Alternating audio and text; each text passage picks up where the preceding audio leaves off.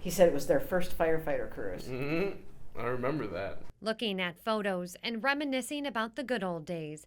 Anything the Wilsons can do to remember husband and father, Ken Wilson. He was my go-to man. He was my hero. Ken Wilson became a volunteer firefighter at just 14 years old, and it became his life passion. Basically, God made him for it. I mean, he was just good at it. Loved ones knew Ken as a fun, happy-go-lucky man, but inside he was fighting a serious battle. And in 2021, Wilson had his final call. Central Communications, Madison Fire District, retired firefighter Ken Wilson, number 164. Ken died by suicide. And I look at the pictures now and I'm like, I didn't see it. I look at those pictures and it's like, he's not even there. Before his passing, Ken was diagnosed with PTSD, something experts say many first responders are at risk of. Firemen, policemen, EMS, you are now on the front line of disaster on a regular basis. Dr. Kurt Jensen is a psychologist who works with first responders all over Northeast Ohio. He says 30% of all first responders will experience PTSD at some point in their career.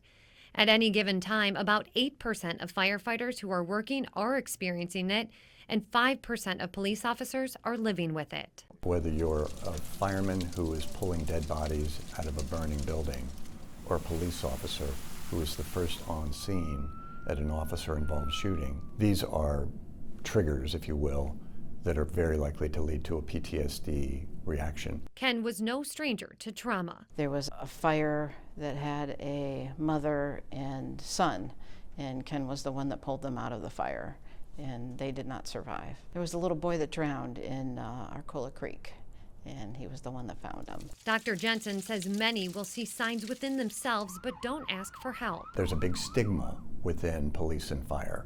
If I admit to having an emotional problem, what's it going to do to my employability? Dr. Jensen says the stoic nature of first responders has a lot of them wanting to keep their feelings inside.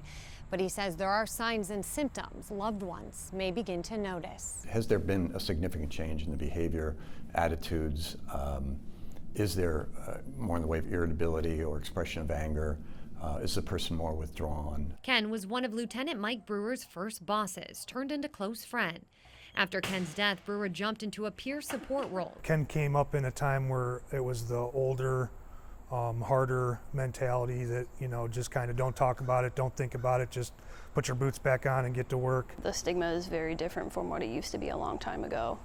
And it's important that people who see the things that they do get the help that they really truly need. Sheila was in Texas recently for the unveiling of the National Memorial Monument dedicated to honoring those affected by first responder suicide. Ken's loved ones continue to hold on to the memories, but they want people to use his story as a warning. I just want people to get help.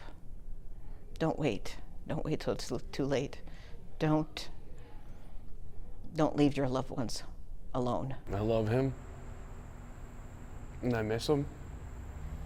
And I just want to give him a big hug. I just want to see people, if they have problems, reach out, talk to somebody, because I don't want to see us lose any more heroes. This is the last call for retired firefighter Ken Wilson. Firefighter Wilson began his career April of 1994 and retired on December 9, 2013.